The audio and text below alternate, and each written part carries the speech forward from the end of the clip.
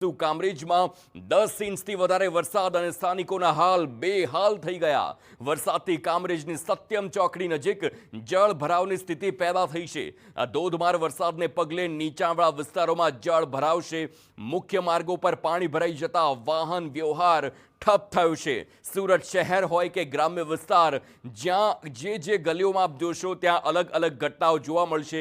क्यांक वाहनों खोटकाई रह्या छे, क्यांक सावचेतीना भागरूपे वाहनोने रिवर्स लेवामां आवी रह्या छे, क्यांक विद्यार्थीओने बचाववामां आवी रह्या छे, क्यांक ट्रेक्टरना माध्यमथी रेस्क्यू चाली रह्युं छे, क्यांक एम्ब्युलन्स फसाई छे, क्यांक पोलीस स्टेशनमां पण पाणी भरायेला जोवा मळी रह्या छे। आ आखी घटना अने सूरतमां वरसाद कई परिस्थिति उपजावे छे ते आ दृश्यो विविधमांथी ज स्पष्ट थई रह्युं छे।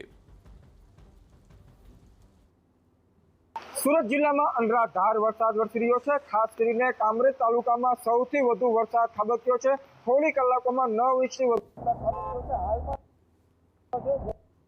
रस्ताओ छे ते जलमग्न થઈ ગયા છે। સીધા દ્રશ્યો જોઈ શકો છો કે કામરેજ ગામ નજીક જે સત્યમનગર ચોકડી આવેલી છે, આ સત્યમનગર ચોકડી પાસેનો જે મુખ્ય રસ્તો છે તેના પર ઘૂંટણ સુધીના પાણી ભરાઈ ગયા છે, જેને પગલે કાર હોય, બાઇક હોય, મોપેડ હોય, જે નાના વાહનો છે તેને કયા પ્રકારની હાલાકીઓ ભોગવવાનો વારો આવી રહ્યો છે। જે વાહનો છે તે હાલ જે પાણીમાં બંધ થઈ રહ્યા છે, જેને લઈને જે વાહનો છે તેઓને દોરીને અથવા ધક્કો મારીને આ રસ્તો પસાર કરવાની મજબૂરી લોકોને પડી રહી છે। ત્યારે જે રીતે કામરેજ તાલુકામાં વરસાદ ખાબકી રહ્યો છે, જેને લઈને જનજીવન પ્રભાવિત થયું છે। ઠેર ઠેર રસ્તાઓ પર પાણી ભરાઈ ગયા છે, નીચાણવાળા વિસ્તારોમાં પાણી ભરાઈ ગયા છે, જેને લઈને લોકોને ખૂબ જ મુશ્કેલી ભોગવવાનો વારો આવી રહ્યો છે। ત્યારે જે પણ તંત્રના માણસો હોય તે વરસાદી પાણીનો નિકાલ કરાવે તે ખૂબ જ જરૂરી બની ગયું છે। જે પ્રી મોન્સૂન કામગીરીના દાવા તંત્રના હતા તે દાવાઓ હાલ પોકાર સાબિત થઈ રહ્યા છે।